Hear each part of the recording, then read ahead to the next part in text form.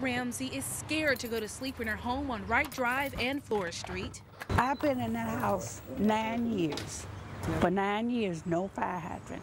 6 years ago, her fear became reality.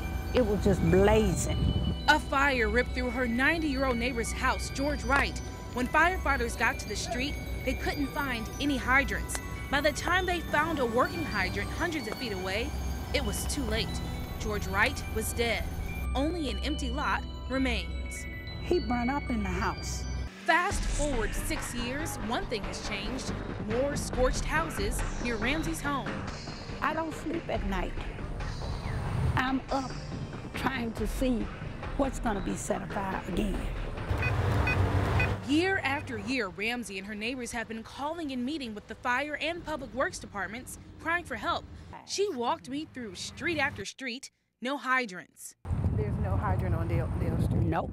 How did they skip over us and not put any down? Ramsey says last fall, Public Works Director Thelman Boyd met with her neighborhood.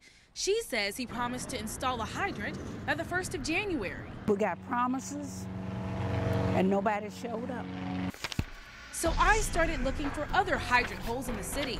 First, pouring through 200 pages of hydrant locations, then a map.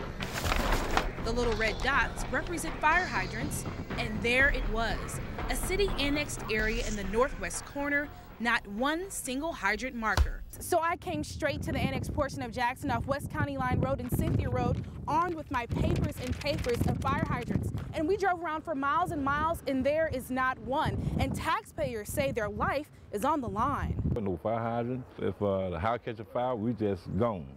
Willie Rogers has been living on Cynthia Drive for 19 years, and for the last two, since we started paying taxes, he's been paying taxes to the city of Jackson after it was annexed from Hinds County.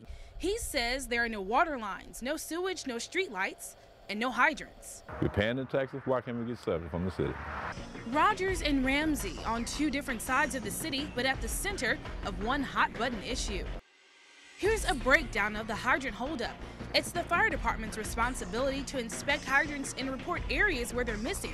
Then it's up to the Public Works Department to install the hydrants. Jackson Fire Department spokesman Chief R.D. Simpson says they've turned over the list of areas in need more than once.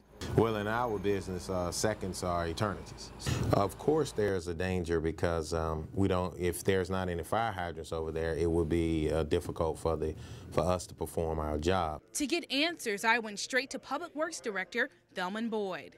Is it going to take someone else dying in a fire to get fire hydrants in that area? We are in the process of installing a fire hydrant in that location so they will have sufficient fire protection.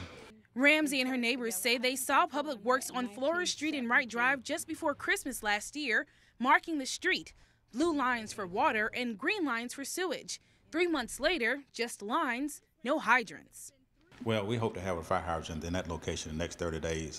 Boyd says the expensive part is replacing smaller water lines with 8-inch lines for better pressure all over the city. It costs millions, and he says that's the reason for the 6-year holdup in Georgetown. But back in the annexed area, Boyd admits there are no fire hydrants located there.